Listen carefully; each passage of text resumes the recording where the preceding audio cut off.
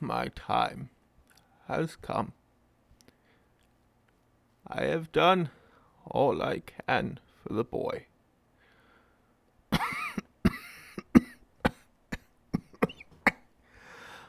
The prattle of an old sick man can take him no further. Oh, he has the words of the prophets and the emperor's will to guide him. It is the way of things. Old men so desperately want young men to immediately know every piece of wisdom they have, so the young men don't have to learn these wisdoms the hard way. And I am no exception. Would that I could shield him from the trials that lay before him. But I cannot.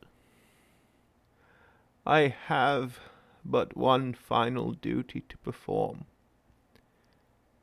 and then I will be prepared to enter the Emperor's peace, should he accept this humble servant.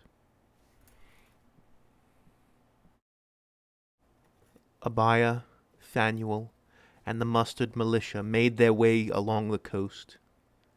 Every step of the way there were signs of the raiders' presence. There always seemed to be smoke on the horizon as they traveled. Homes were destroyed. Animal pens were broken. Whatever couldn't be stolen was killed or destroyed. Every so often they would come across the remains of some unfortunate villager, tied to a post, signs of torture on their body. Flayed skin, missing fingers, toes, wounds and deep, ugly purple bruises from internal bleeding. They were beginning to rot and swell under the unbearable heat of the sun. The smell alone made Abaya gag. They came across a few raiders still in the midst of their attack, but it seemed like the greater body of the force had already struck and left with their prizes. When these fights happened, the golem was unmatched in his skill in combat. Whenever he moved, to Abaya's eyes it still looked unreal. It still seemed impossible that something so large could move so quickly. The militiamen were mostly tasked with finding survivors. There were a few skirmishes with the raiders, as Fanuel couldn't be everywhere at once. There were a few injuries, and one man was slain by a poisoned dagger. Abaya found himself most frequently attending to the dead. No one should die at the hands of monsters like this. It was painful to see the mutilated bodies, and Abaya couldn't help but wonder how the Emperor, the father of all mankind, could allow such horrible things to happen. But Abaya knew it wasn't his place to question the Emperor's will, only to follow it. So he sanctified the bodies as he was trained to do, and ensured that they were buried properly. After 3 days of marching along the coast, they reached the Kenite Hills, where there was no safe harbor and no place for the raiders to land on account of the cliffs. And beyond was past the borders of the Ashkenazi lands. Abaya stood next to Fanuel as the Space Marine looked out over the water.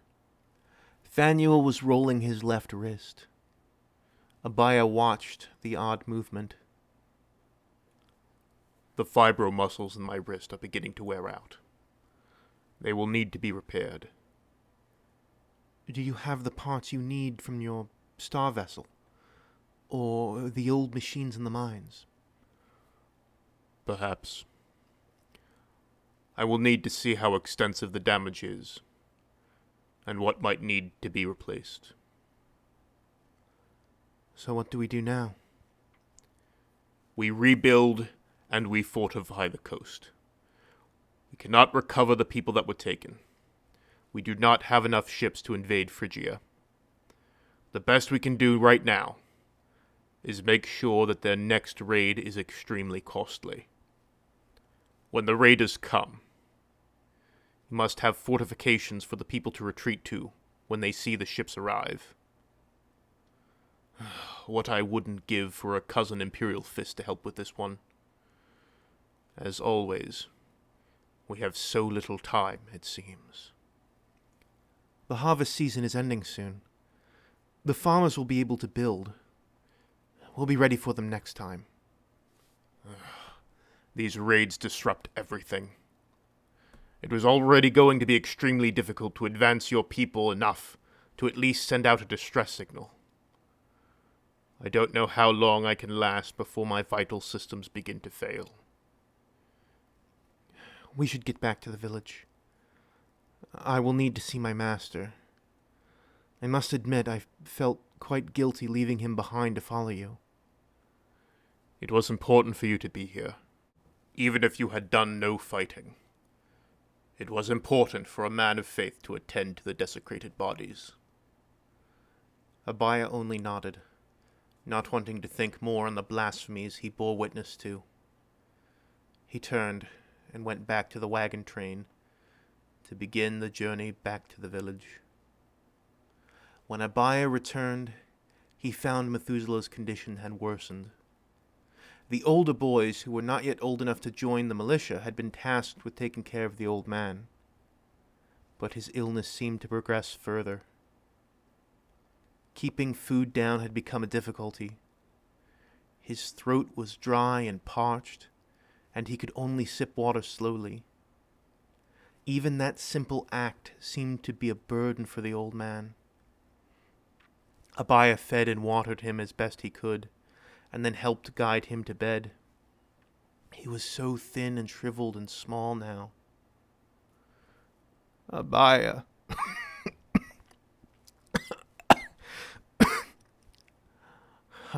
I do not know how much longer I will live. It is time. Master, no. You're just sick. You'll recover, and you'll be with us for years to come. No. My body and spirit no longer have the strength to delay the inevitable. We all die, Abaya. But I have one last task, my young pupil. Bring me the sacred oil. Master, no, I'm not ready. You still have so much to teach me. Maybe. Maybe I have failed you in some way. Neglected to teach you some critical piece of wisdom. But, as the golem is so fond of saying, we do not have time. Fetch the oil, Abaya. This is my last command to you as your master. Abaya said nothing, and retrieved the sacred oils as he was bidden, and set a basin on a stand next to Methuselah's bed. The old man took the vessel, and with strength that Abaya did not expect, Methuselah broke the earthen vessel and began to pour the oil over Abaya's head. I anoint you, in the name of our Emperor, the Father of mankind. You are to be his priest, and speak his word to the people. Let no impurity or corruption enter your body or soul, and shield your people from the afflictions and evils of the never-born. I grant you the title of priest, in eternal service to he that is. Rise, serve him, serve the people. the Emperor protects. When the ritual was complete, Methuselah's body shook weakly as he fell back upon his bed, the remnants of the vessel clattering to the floor. It was not long before he was asleep, and Abaya could hear shallow, raspy breathing from him. That was the last time Methuselah spoke to him. He did not wake for the next 2 days, before finally passing into the Emperor's peace. No man do they call me. My mother and my father, and all my comrades as well. Thank you all for listening to this week's episode of Heart of Iron. If you enjoyed what you heard, please leave a like and comment, so that Methuselah can receive guidance and safety as his soul journeys to the Emperor. If you are not yet subscribed, please do so you can hear more stories like this and receive regular updates. If you would like to support me, you can do so via Patreon or PayPal.